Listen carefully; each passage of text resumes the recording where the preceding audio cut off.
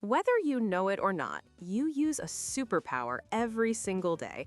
It's not flight or invisibility, it's the power to change matter itself just by adding or taking away heat. Think about your kitchen. It's probably the most common science lab on the planet.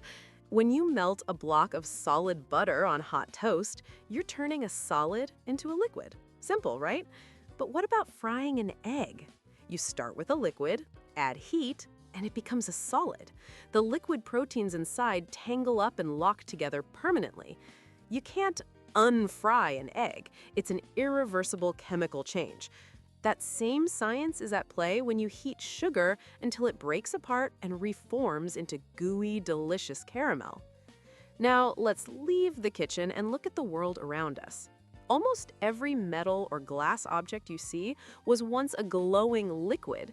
To forge a horseshoe, a blacksmith heats metal until it's soft and malleable, then hammers it into shape.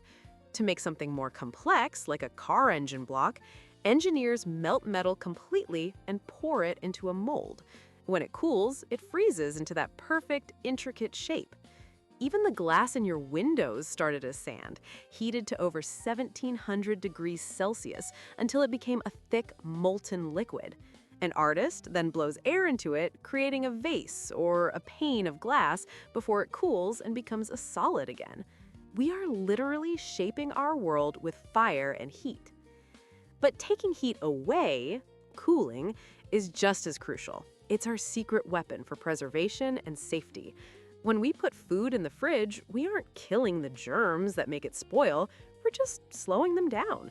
In the cold, the tiny bacterial particles move so slowly they can barely reproduce, which is why your milk stays fresh for days instead of hours. The same principle keeps life-saving medicine stable in a freezer. And have you ever noticed those small gaps in sidewalks or on bridges? That's not a mistake. Engineers know that when it gets cold, solid materials like concrete actually shrink or contract as their particles huddle closer together. Those gaps give the concrete room to move without cracking under the pressure. This brings us to the most important question a scientist or an engineer can ask. If I heat this up, can I get the original material back? Some changes are completely reversible. You can melt an ice cube into water and then freeze that water back into an ice cube, over and over. The water molecules are still water molecules. The same goes for a wax crayon.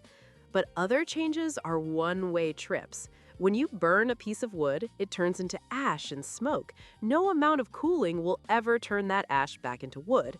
When you bake a cake, the flour, eggs, and sugar are transformed forever. These are irreversible changes. Understanding this difference is everything. It's why we can recycle most plastics. They're designed to melt and reharden, but we can't unbake a cake. So next time you toast a slice of bread or see a skyscraper, think about that superpower. Consider what happens when you heat a spoonful of sugar versus a piece of raw steak. Which change is forever? The science happening in your kitchen is the exact same science that builds our cities and forges our tools. Knowing how materials react to temperature doesn't just let us create amazing things, it keeps us safe and healthy every single day.